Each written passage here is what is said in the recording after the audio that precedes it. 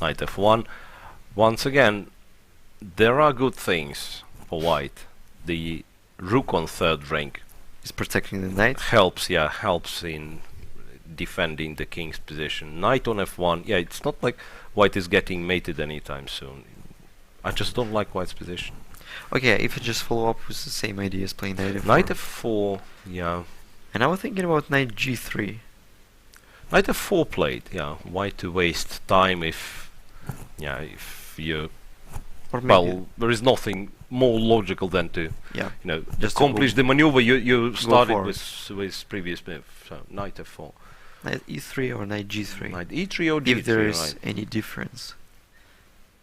Or maybe knight e3 is more flexible because at In some point maybe positions you you want will to play jump knight to g4 or d5 d5. or g4, yeah. It might, yeah. But obviously after knight e3 we should calculate bishop takes e3. If it has more or less sense. Oh, wait, the bishop e3, rook, what rook? Well, actually a3 rook might take. And you don't Okay. care, you just go rook g6, no matter what rook takes, yeah? You're right. And maybe bishop d7 now is another threat. So that's why knight g3. Knight g3, Okay, I can't say that's why, but maybe that's what... yeah, knight e3 was perhaps, that didn't was like. the problem with... Okay, knight g3 and queen e8 played pretty quickly by Grischuk, so he had Wow. foreseen this. Yeah, the queen is already on e8. So multi-purpose move, defending the rook on c8, preparing for bishop b5 if needed. Stepping aside from this knight f5, No, but so it's you know what? There is a more beautiful threat. I think black wants to play bishop d5. bishop d5. And after queen a6, some like bishop c4. Because if queen f1, bishop c4, the queen is trapped. Ah, so you're like trapping the queen. You've got to be careful though, because sometimes you trap the queen and you lose the game afterwards. Yeah, I just started to... I mean, I don't know what move white plays, but bishop d5, white takes on d5 with the pawn. Rook c4, white takes on e6. And maybe just f6 When you take... simply. Just, yeah, okay, you have f6. That's correct.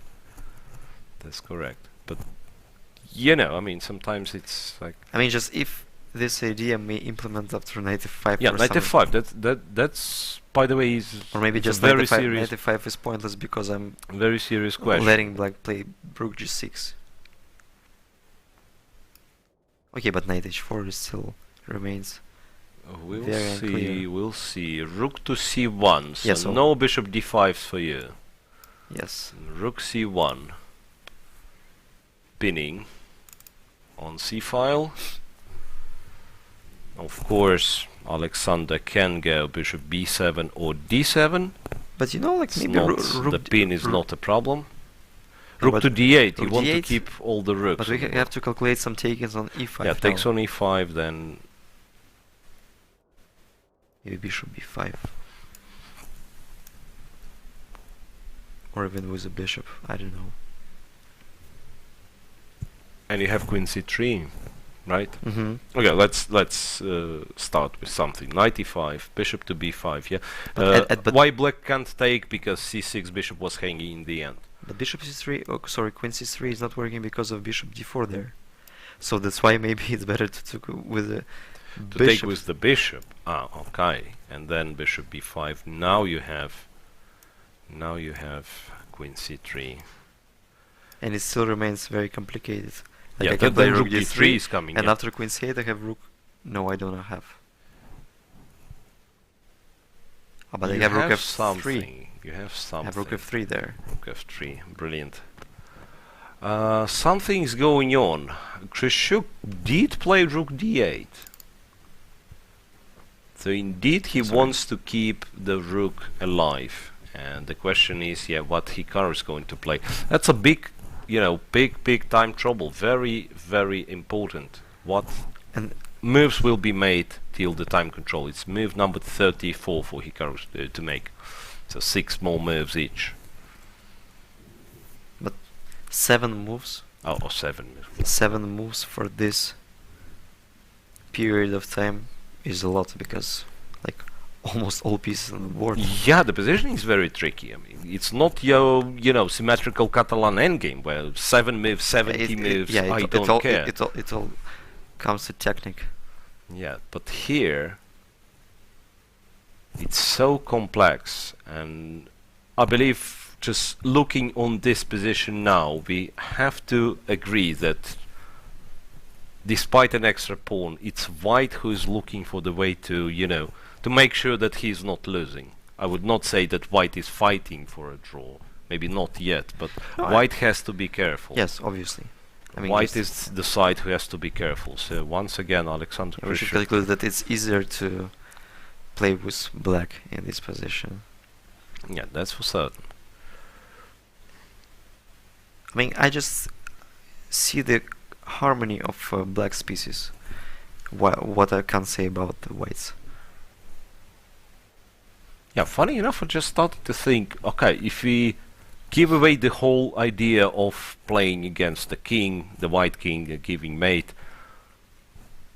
the positional justification why black's position is fine is the fact that at some point he can play f6, defend the e5 pawn, the bishop on b2 stupid, the knight on f3 stupid. Then all the pieces are good. 3. And I have the rook on a3. Yeah, sorry. so the rook is still there. And e2 square is... Yeah, so bishop b5. No, bishop b5 I actually really like. I thought bishop b5 or b7. The b5 apparently is even stronger. Yeah. So now the knight can go to d3, or in our line and your line with rook g6 to e2. Hikaru have a poll says not impressed. Plays pretty fast. Plays rook to d1.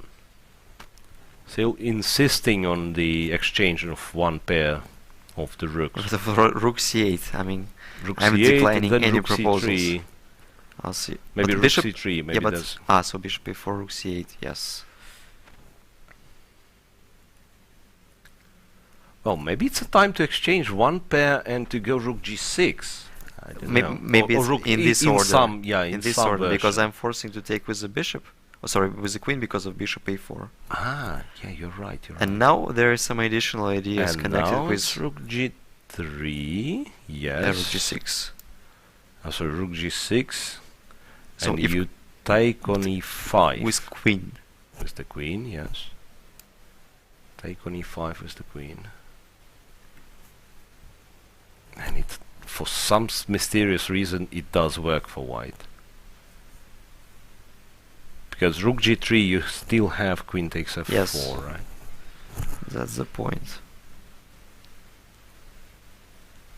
That's weird, because here I have a strong feeling that this shouldn't work for white. I mean, there should be a refutation, but so far it does. Yes, but what to do else? Rook c8 played. Now I suspect rook c3 is the move you wanna do. I mean, you wanna play. Or like maybe after rook c3, Grischuk just wants to go to the a8. ironic rook a8. Yeah.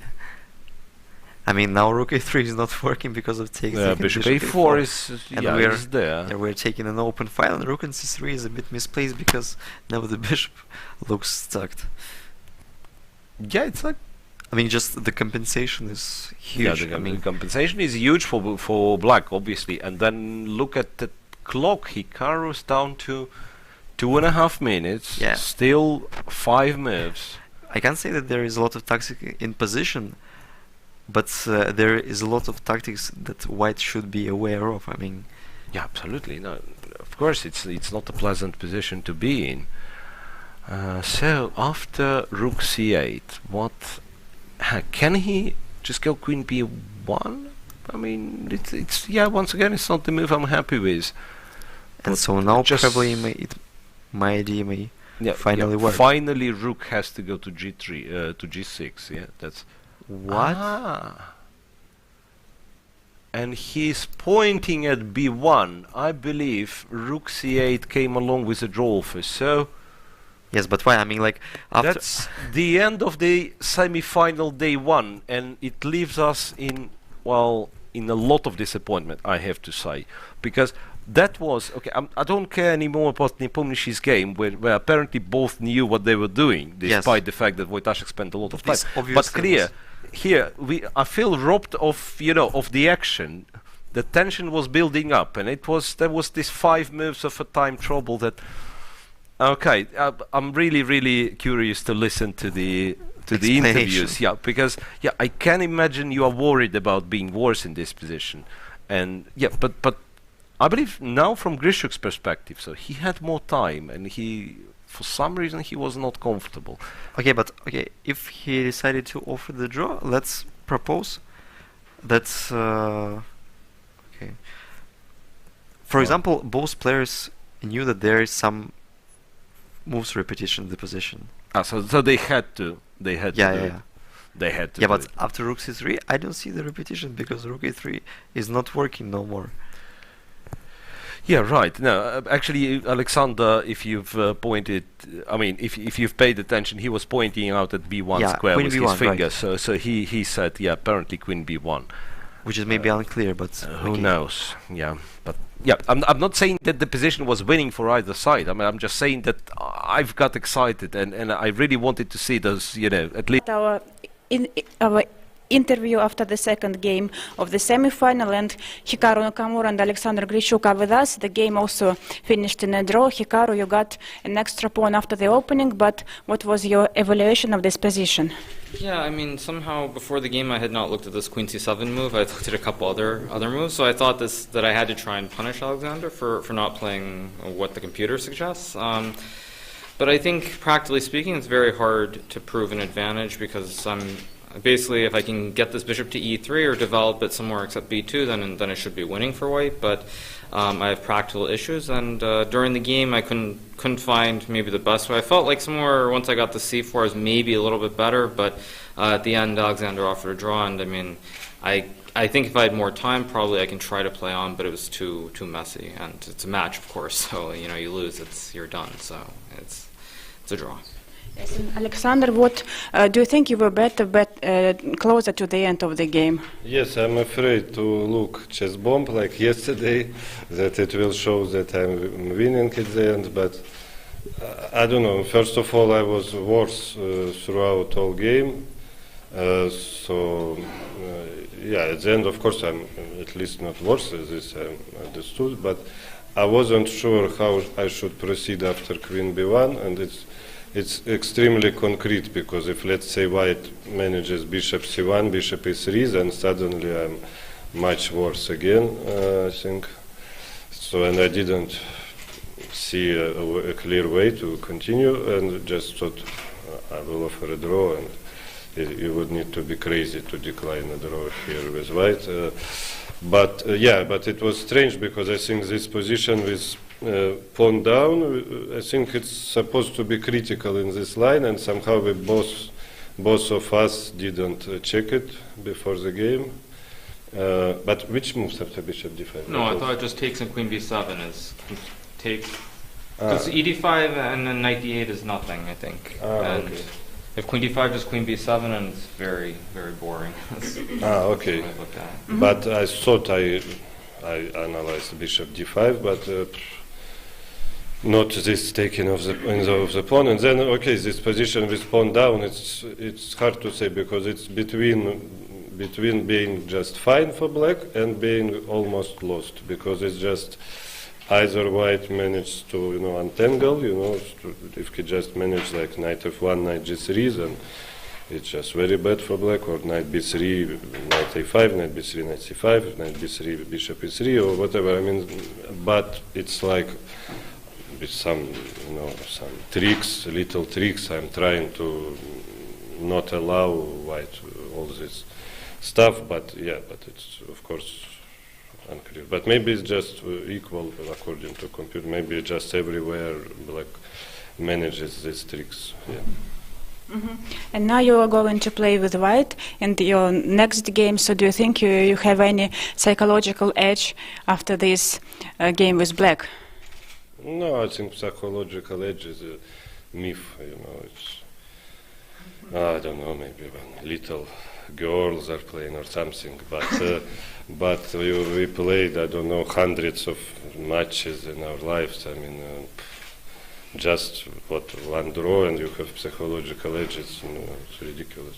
And still, you are going to play with black on the second game. So are you ready for a defense in this game? I mean, again, as Alexander said, we've played hundreds of games. I mean, I don't think anything has changed magically since the last time we played. So, I mean, you just play what you're going to play and see what happens. Thank you very much. Good luck to you.